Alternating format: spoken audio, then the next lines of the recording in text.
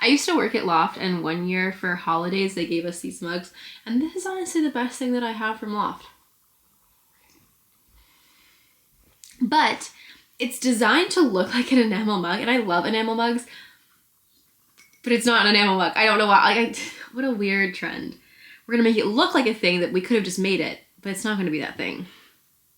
Anyway, today's video was semi-unplanned. I wasn't thinking that I was gonna do like a specific review just for this book, but then I was doing my February reading wrap-up and realized, hey, everything I'm talking about is basically about this book. Like, if I was like a 20-minute video, 15 of the minutes are talking about this book. So I figured that's a great indicator that this book deserves its own separated video. And that's why today I'm going to be talking about You Are a Badass by Jen Sincero.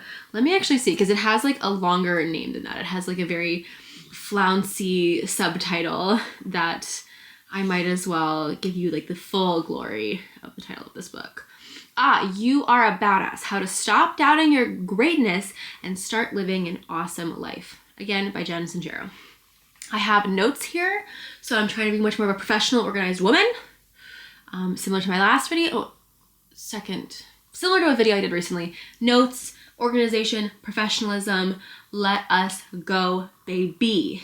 Anyway, so because my year of 2025 has the theme of building myself in 5 years, so like self-development, building better habits, I have been looking into self-help books a little bit, not like very specifically, but I've been dipping my toes, thinking about it, and this was a result of that.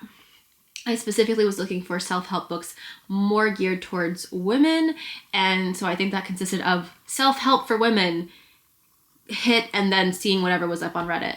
And I found like one post, and I just read that post. I'm not a good Redditor. I would love to, because it seems like there's so much going on over there, but it's a little overwhelming for me. But yeah, so with that, I'll say, kind of as a disclaimer for this video, I am a newbie to self-help.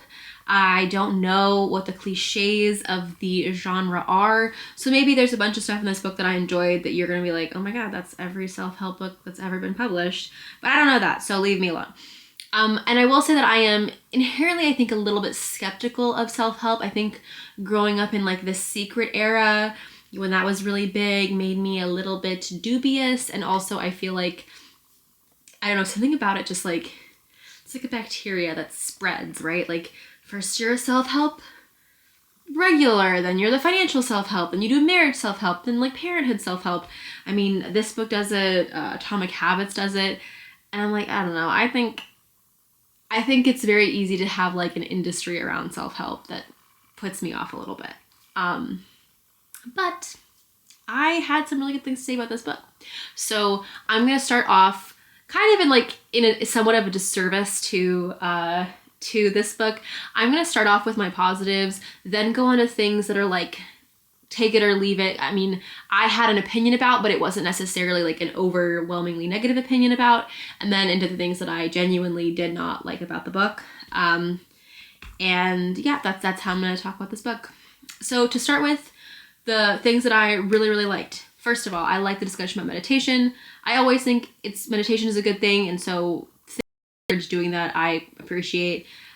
Same thing with journaling. I think that journaling is very... journaling to me is like a way of thinking but involving multiple senses, and I just think it's something that's good for the brain. Any kind of writing down or multi-sense thought process, thinking and writing and activating the body and the mind, I think those things are good. So those are the more generic things that I think I really enjoyed. Okay, getting text messages. The generic things I liked about the book, and then into the specific thing that I like absolutely God. I'm my friend, we were talking about a book, and she's like giving me updates about the book that she's reading. So yes, like meditation, like journaling. And one thing that I think is really great in the book is her discussion about being really specific about your goals. If you are building goals for yourself, be very specific about what you want, be very specific about your dreams.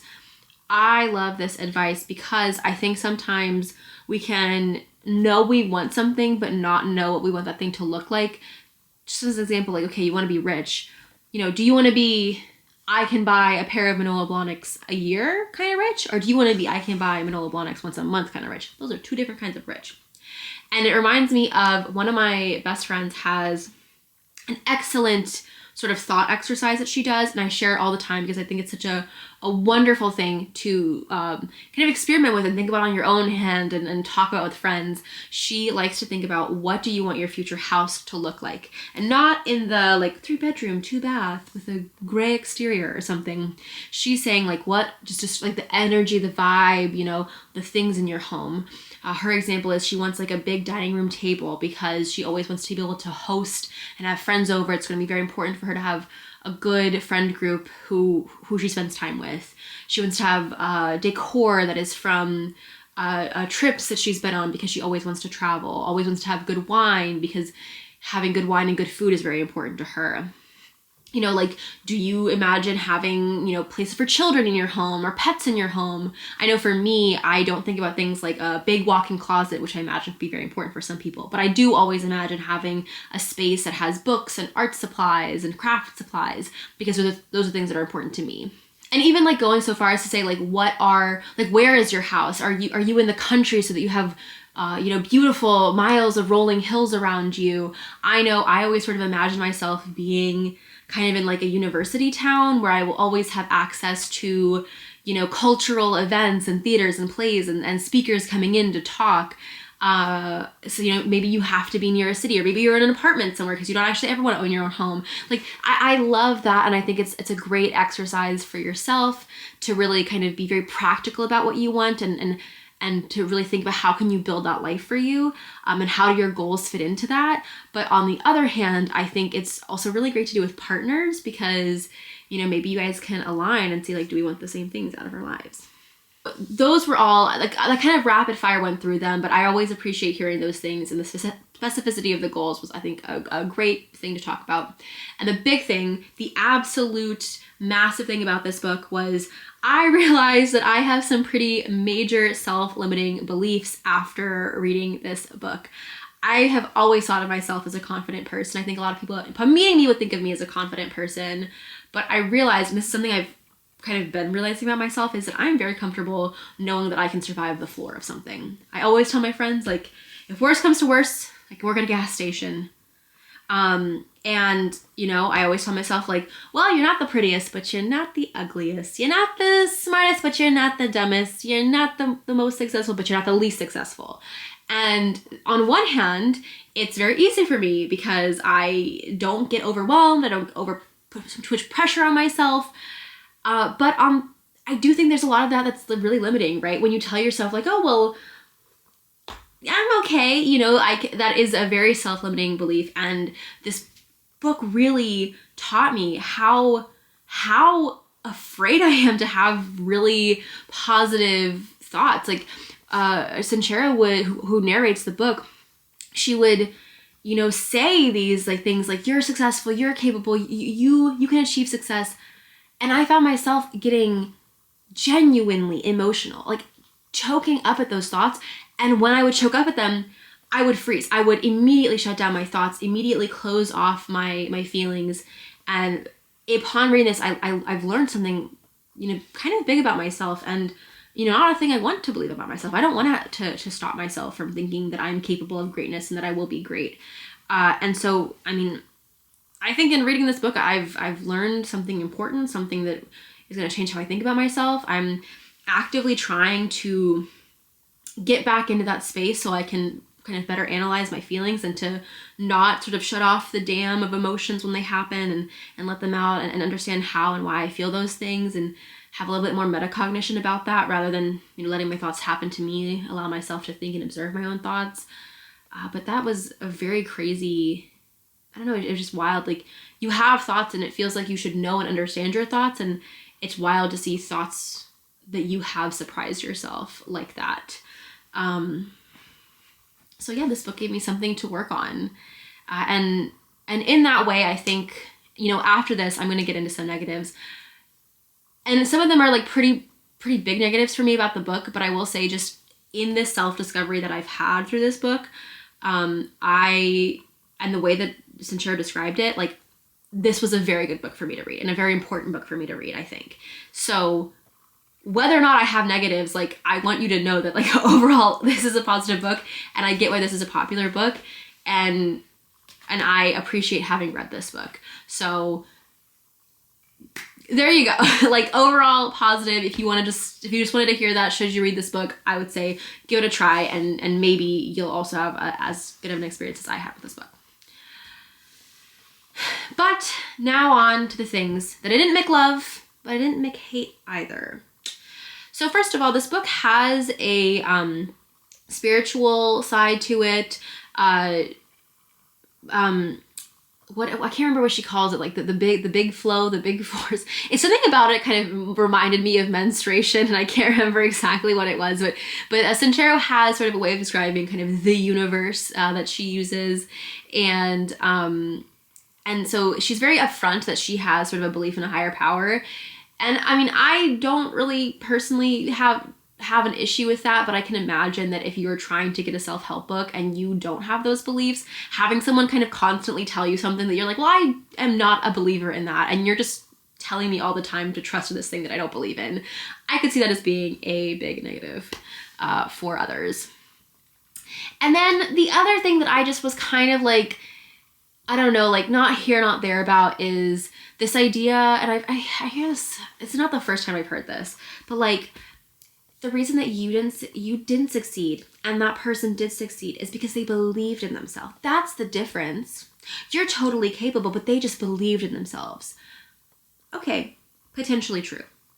But also maybe not. I mean, I think about all those people in high school or whatnot, the people who would most panic about their test grades. Sometimes they were the people who were doing the best in the class, but they would have like major after every single test thinking that they failed and rethinking every single question in their head. And then people like me who were like BC students at best were like, I feel like I did fine on that test. I was so confident going into it, you know? So the idea that the thing that makes successful people successful is solely their belief in themselves, and like that's the only distinguishing factor, I think it's a little, I don't know, I don't really like that line of thinking. I think it's almost like, in a way, it's like self-blamey, and it also feels like, in a way, a circular argument. Like, even if you believe in yourself and if you don't do good enough, then you didn't believe in yourself hard enough, and that's the real reason you failed.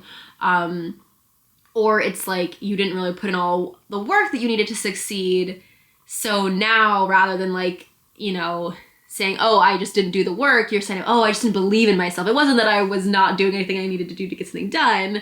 And I'm not saying that Sincero generally says it. Like, I think she does do a good job of being like, yeah, you can believe in yourself, but you do have to put in the work, right? Just like believing in yourself helps you do that. And I agree with that. But again, I think it's sort of like, depending on the kind of thought processes that different people can have, I think that it's maybe not where I like to go with this. Personally, I believe in, you know, if you've failed at something a bunch of times, you've created a lot of data for yourself that you're not capable of doing that, and it's going to take a lot of work to navigate a new path. And so I kind of value effort over outcome, and maybe thinking about times in life when you were successful. What was the effort that you put into that? How did you, you know, come to success? Maybe you had like an accountability buddy with you, or you had a really great place that allowed you to not be distracted, so you're always able to put work in towards your goal, or something along those lines. Maybe you need to learn about what did successful people do to achieve success. How did the person who you think is just really confident, that's the only reason they succeeded, how did they do that actually? What were their steps? What were their processes? And yeah, and like building that data of, this is how I can be successful, or this is how I can achieve, and how effort can lead to an outcome. I think the other part of this too is, if you know the outcome, like, you might do something and not succeed, right? Like, if I apply for a job, there are many ways in which I cannot guarantee an outcome, right? But I know I can put in the effort. I know I can show up well for the interview. I know I can, you know, practice and look stuff up for the interview. I know I can put my best foot forward. And that's what I need to do. I don't need, and if I don't get the outcome I want, that doesn't mean that I shouldn't show up, right?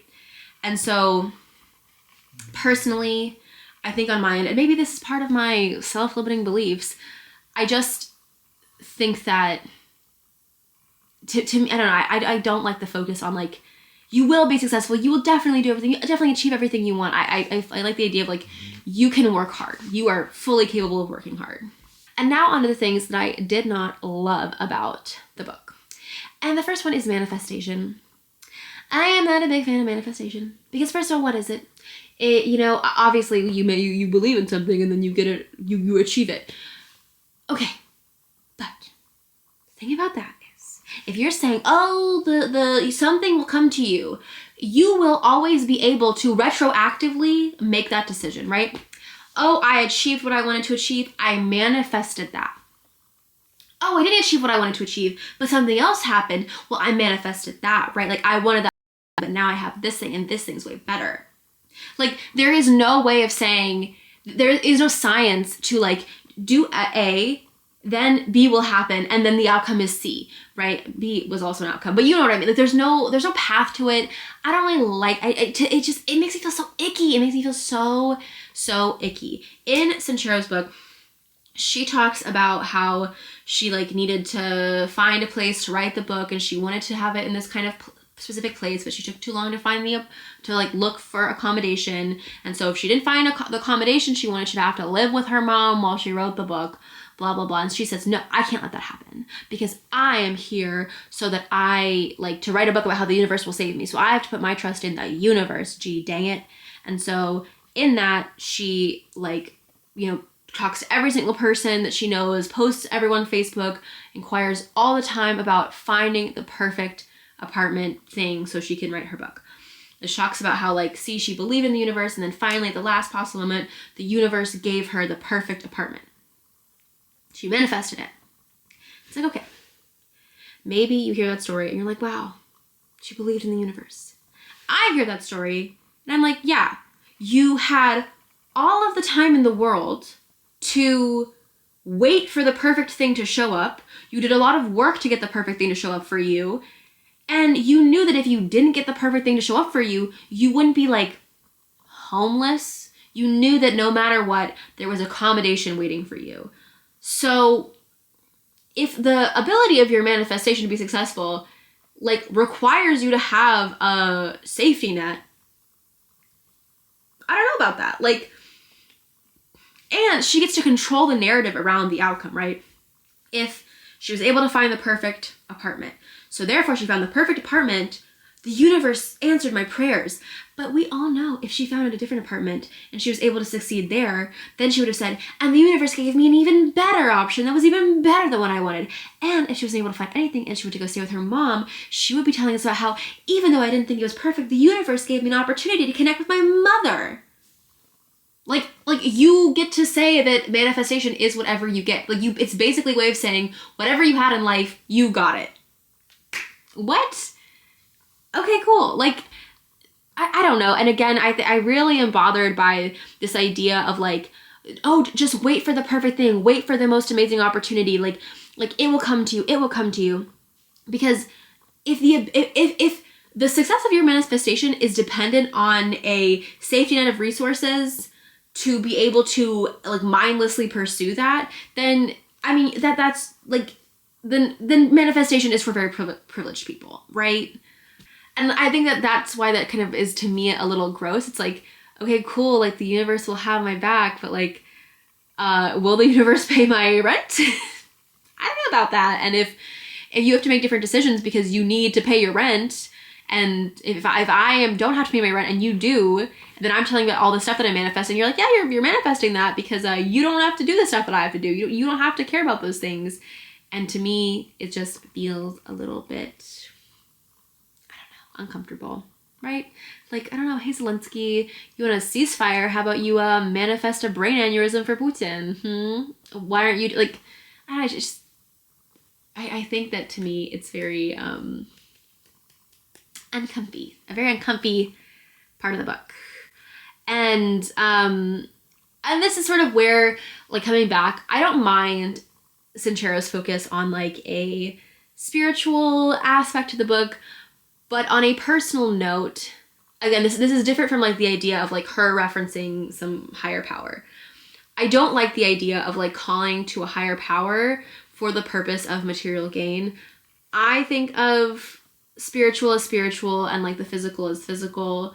Like I think the universe as it exists is something that you like feed goodness into, and then that goodness feeds the universe, and the universe can be good, but that is for the soul and not for the rub elbows with celebrities on a yacht. Personally, that's how I see it. But I don't know. So it's like I'm fine with like, you know, the universe exists, but to the point where it's like it's gonna give you a BMW. And speaking of BMWs, my last complaint, my last thing that I absolutely could not stand about this book is when this woman talked about her stupid car.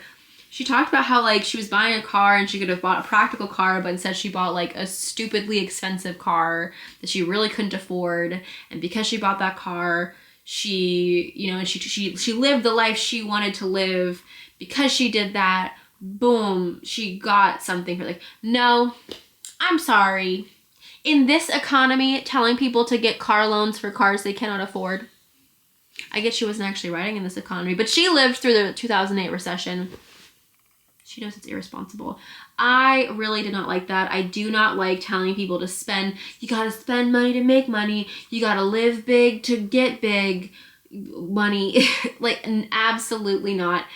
That is just very disturbing to me, to have someone encouraging people to live outside their means as a way of like playing chicken with the universe and like, see, universe, I trust that you're gonna have me. I'm gonna put myself in potential financial peril for you to have me. Like, I think that is inordinately irresponsible, and a little bit made me want to throw up when I heard that. I just, you know, financial care is self-care, not leaving yourself vulnerable to things like car payments you can't afford, or like payday loans, stuff like that. Like, not, that there's really, I think, something so predatory about encouraging people to spend money that they don't have as if they have it, and then telling them that that will help generate success for them. I think that's very gross. I do not like that. And that kind of leads me to the fact that she does have like How to Be a Badass for Finances, and I kind of want to read that book. Now, I want to read that book because I want to see, like, is her perspective here just sort of like a fluke thing that she mentioned, and if she was to actually go into her thoughts, she would have a much more mature perspective, or is she kind of a little delulu? So I kind of want to check that out, but I also don't want to have heart palpitations. So I think in the end, I would say that I said I had such a good experience with a part of this book that I have to say, you know, that I liked this. But I have a tiny amount of financial literacy, and if I didn't, oh boise, I would be scared. I'd be scared to read this book. So yeah, that's my review of You Are a Badass by Jen Sincero. If you're into kind of like conscientious, chatty content, check out my video where I talk about the dark side of Project Pan. It might be interesting to you. And also, I have been wearing my new sweater, or sweatshirt. Is there a difference? I'm not Ukrainian, but I support you. I will put a link to the webpage where I got this. They have a lot of different like clothing items, or I think stickers too, that you can purchase, and some of the proceeds go to Ukraine. Some are all, I can't remember, but it is from this barbershop based in Texas that's like run by a Ukrainian. So they have stuff like this, and yeah. Anyway, other than that, I hope you enjoyed this video. Let me know if any of this stuff is like super common and cliches, or if you have any good self-help recommendations, because I do want to explore more of them this year. Thank you so much, and I will see you in my next video. Bye-bye.